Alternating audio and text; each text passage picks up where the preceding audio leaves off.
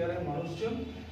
আর যেহেতু ইয়াং ছেলেগুলো নেই, তার ফলে অন্যান্য যে বিষয়গুলো করতে হয় সেই বিষয়গুলো করাটা আমার পক্ষে খুব ঝামেলা।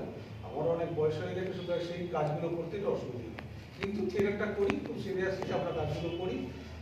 আমার একটা খুব প্রিয় ছেলে সমরেন্দ্র এখানে বসে আছে, যে একবারে থিয়েটারের মানুষ আর কি।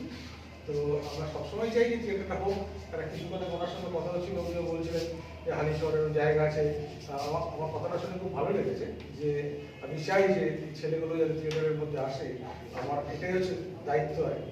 এটা শুনে আমি যা, তবু একজন তো এই কথাটা তো বললো আর কি, যে এর বাইরে দাঁড়িয়ে আর কি, যে না আমি করবো, তার বদলে যে আমি ছেলেগুলোকে নিয়ে তৈরি করবো, এই তার মধ্যে নিয়ে আসবো। এটা আমার খুব ভালো লেগেছে। আমি চাই যে এই বিষয়গুলো চলুক, এবং এইভাবে যদি থিয়েটারে তারা আজকে দুঃখের বিষয় বলতে হয় যে থিয়েটারের জায়গাটা একটুখানি কোথাও একটা গোলমেলে অবস্থায় রয়েছে আর কি। হচ্ছে বটে, হচ্ছে না বলবো না, প্রচুর ভালো ভালো কাজ হচ্ছে, জেলার থেকে বেশ কিছু ভালো কাজ হচ্ছে এবং সিরিয়াস কাজকর্ম হচ্ছে, কিন্তু কলকাতার জায়গাটা একটুখানি গন্ডগোল অবস্থা হয়ে আছে আর কি। যাই হোক, কিন্তু তার মধ্যে থেকে ওকে চালিয়ে যেতে হবে, এইটুকু বলে আজকে শেষ করি। বাকিরা করুক, কেন নাহলে আমার ঝামেলার মধ্যে আছি আমি আজকে।